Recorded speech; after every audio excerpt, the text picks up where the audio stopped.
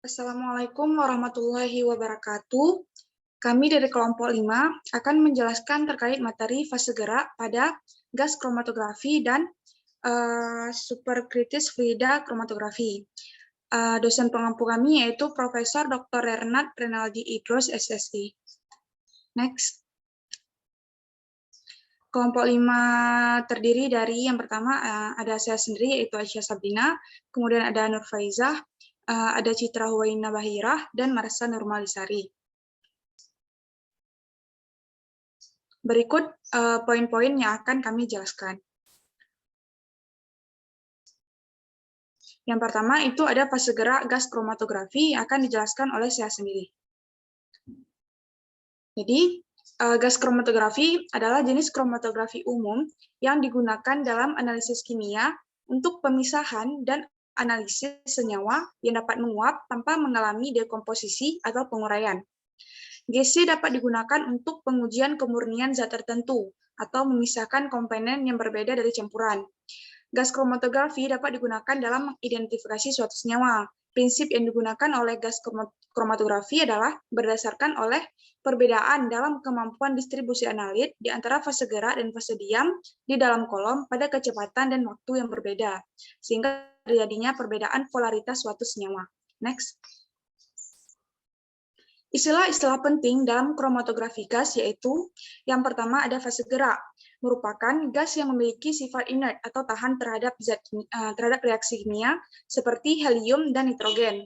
Kemudian ada fase diam, yang merupakan lapisan cairan mikroskopis atau polimer yang akan menempati kolom. Nah, kolom sendiri merupakan salah satu komponen di gas kromatografi yang akan membatasi laju pergerakan berdasarkan suhu, waktu, dan ukuran senyawa. Kemudian ada juga waktu retensi, dikenal juga dengan istilah retention time, yang merupakan kisaran waktu analisa ketika proses sampel ditangkap oleh detektor.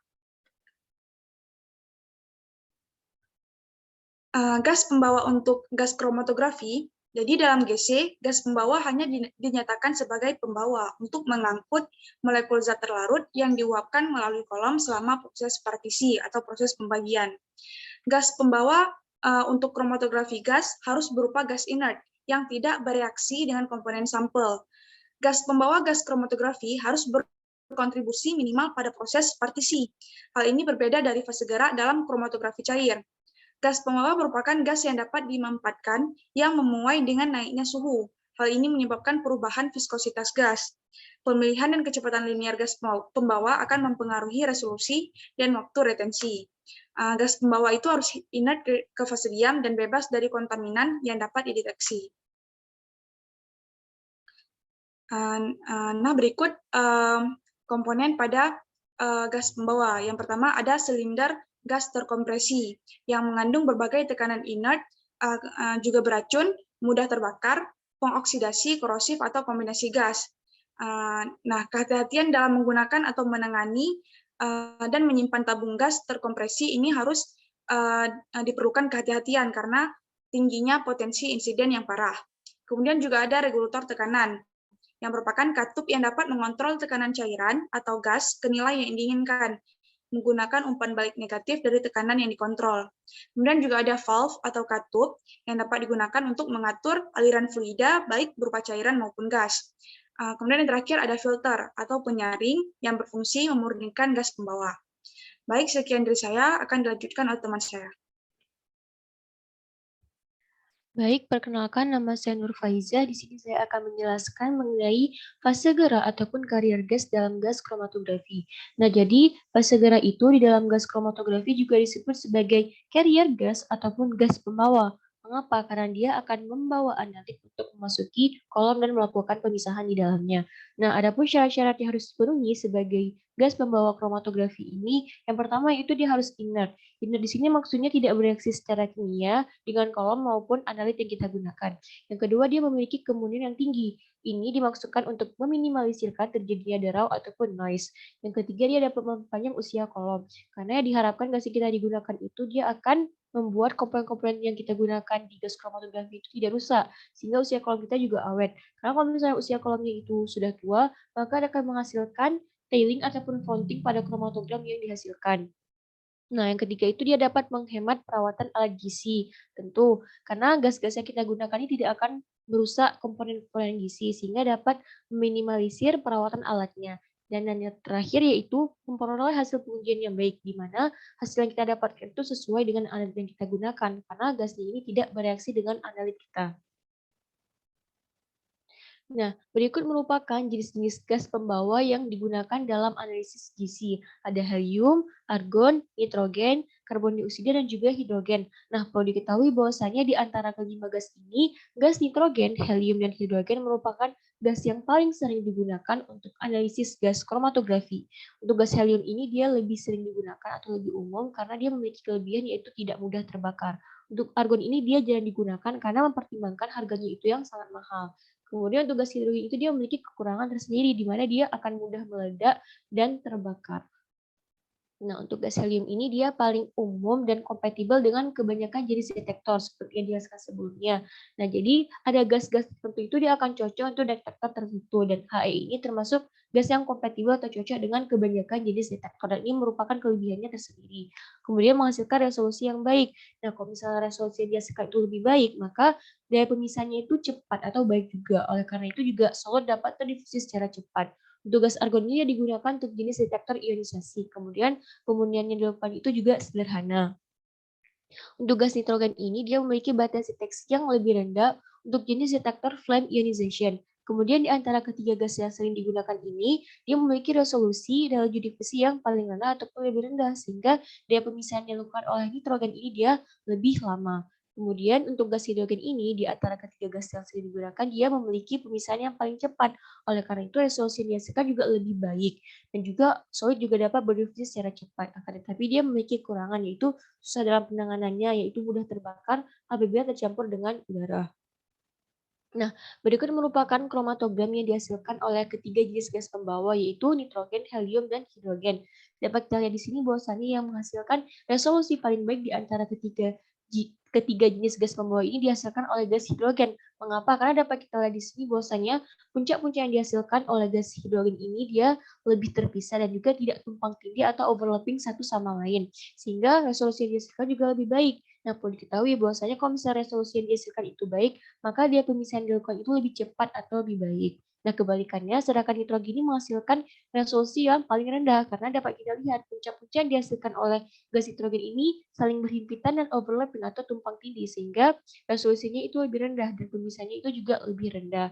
Kemudian ini juga berhubungan dengan waktu retensinya. Dapat kita lihat di sini bahwasannya hidrogen memiliki waktu retensi paling cepat, sedangkan gas nitrogen ini menghasilkan 2 kali lebih lama waktu retensi daripada hidrogen. Nah, jadi kalau misalnya waktu retensinya itu semakin rendah, maka laju alir gasnya itu semakin tinggi. Oleh karena itu, pemisahan juga lebih cepat terjadi. Nah, jadi dapat disimpulkan bahwasanya di antara ketiga jenis gas ini yang menghasilkan resolusi dan juga waktu retensi pendek ini berturut-turut oleh gas hidrogen, helium, dan juga nitrogen.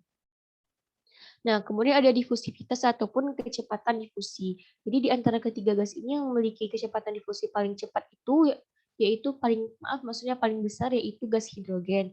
Kemudian ada gas helium dan nitrogen ini yang paling rendah. Itu sekitar 4 kali lebih rendah di antara kedua gas ini. Nah, jadi tentu kecepatan difusi ini akan mempengaruhi kecepatan pemisahan kita. Jadi semakin tinggi kecepatan difusinya, maka kecepatan untuk memisahkan anom itu juga lebih cepat. Nah, jadi ternyata dalam gas semua itu kita juga memiliki pengotor seperti oksigen dan H2O. Dan ini tuh harus dihilangkan karena dapat mengurangi masa pakai kolom dan juga dapat mendegradasi pemakaian fase-diam liquid. Nah, jadi dapat dihilangkan dengan menggunakan penyaring molekul di antara silinder yang mana berfungsi untuk menghilangkan H2O dan juga hidrokarbon. Nah, jadi saringan ini juga harus diregenerasi untuk setiap tabung gas dengan cara memanaskannya pada suhu 300 derajat Celcius selama waktu 3 jam dengan menggunakan aliran gas nitrogen ataupun hidrogen. Sekian dari saya, akan dilanjutkan lagi oleh teman saya. Perkenalkan, nama saya Marslan Rumaisari dan saya akan menjelaskan fase gerak supercritical fluid chromatograph atau biasa kita kenal dengan SFC.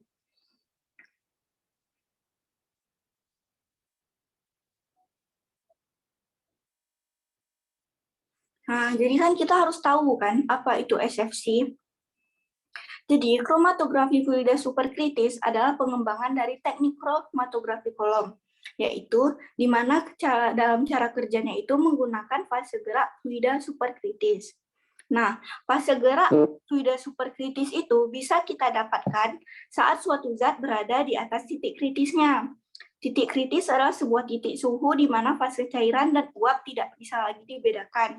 Pada saat mendekati temperatur titik kritis, properti gas dan cairan menjadi sama.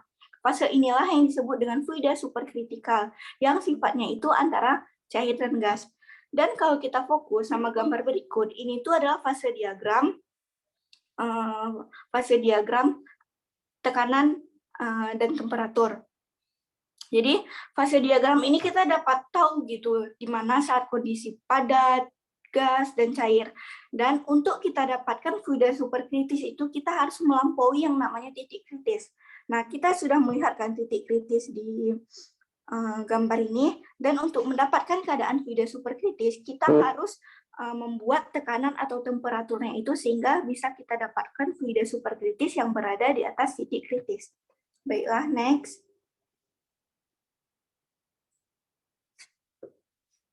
Nah, fase gerak yang digunakan dalam SFC ini berupa CO2, amonia, nitrogen oksida, etana, pentana, diklodifluorometana, dietil ether, dan tetrahidrofuran.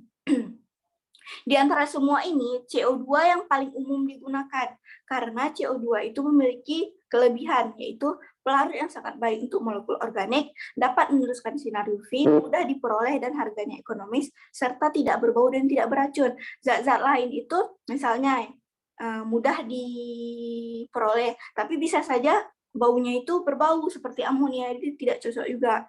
Ada juga yang mungkin sama sifatnya seperti CO2, seperti tidak berbau dan tidak beracun, tetapi harganya bisa mahal dan tidak mudah kita dapatkan. Baiklah, selanjutnya. Nah, aplikasi SFC dalam kehidupan sehari-hari.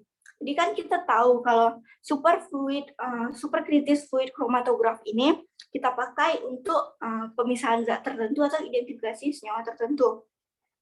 Nah, dari SFC ini kita bisa mengekstraksi kafein dari kopi dan teh. Kita bisa pisahin kafeinnya saja dari kopi dan teh tersebut. Bisa kita ekstraksi minyak esensial yang memang sekarang minyak esensial itu paling sering kan kita pakai dalam baik itu dalam dunia kosmetik ataupun dunia parfum dan lain-lain. Terus kita bisa fraksinasi bahan-bahan polimer. Jadi kita nanti bisa dapatkan tingkatannya, misalnya dari C berapa ke C berapa gitu. Terus ada ekstraksi lemak dari produk makanan, ada ekstraksi campuran kompleks oligomer, ekstraksi kompleks lipida, dan ekstraksi kompleks hidrokarbon yang dia mana itu kita bisa gitu ambil, maksudnya pisahin senyawa tertentu karena memang SFC ini sangat kompleks gitu penggunaannya. Baiklah, selanjutnya akan dijelaskan oleh teman saya. Terima kasih.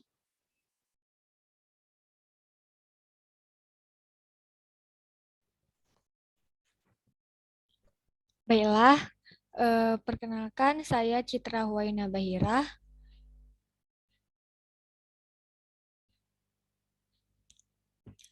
Di sini saya akan menjelaskan mekanisme dari fase gerak itu. Yang pertama, fase gerak itu dipompa terlebih dahulu. Kemudian, pompa ini berfungsi untuk mengalirkan fase gerak cair melalui kolom yang berisi serbuk halus.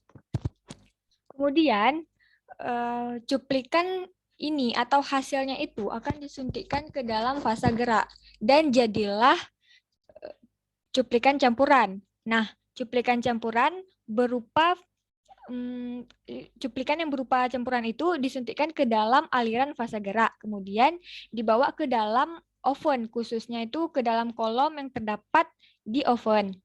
Kemudian diatur tekanan dan suhunya. Nah, tekanan dan suhu ini harus dioperasikan di atas tekanan dan suhu kritis fase gerak agar mencapai keadaan fluida superkritis. Jadi, nantinya cuplikan-cuplikan itu dapat dipisahkan berdasarkan waktu retensi. Caranya itu setiap komponen yang meninggalkan kolom akan terdeteksi oleh detektor dan direkam sebagai hasil kromatografi SFC atau kromatogram. Selanjutnya. Nah, berikut ini tabung penyimpanan dari fase gerak. seperti yang dikatakan oleh teman saya tadi, yang sering digunakan fase geraknya itu yaitu CO2 atau karbon dioksida. Dia itu mempunyai TE yang rendah dengan suhu 31 derajat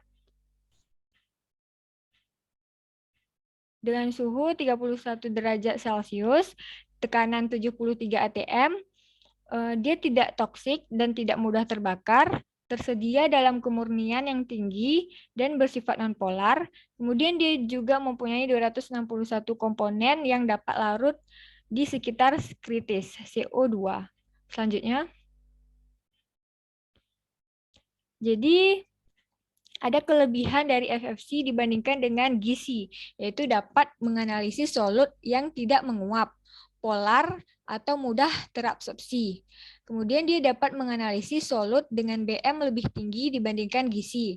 Dia juga dapat menganalisis molekul termolabil. Kemudian adapun kelebihan SFC ini dibandingkan dengan HPLC. Dia lebih ramah lingkungan karena fluida superkritis ini biasa memakai CO2 yang mana memang sudah terakumulasi di lingkungan sehingga tidak adanya limbah bahan kimia baru gitu. Kemudian CFC ini juga mempunyai kekurangan, dia itu tidak ekonomis atau mahal, kemudian dia juga sulit mengelusi senyawa ionik moderat atau senyawa yang terlalu polar. Selanjutnya saya kembalikan kepada moderator.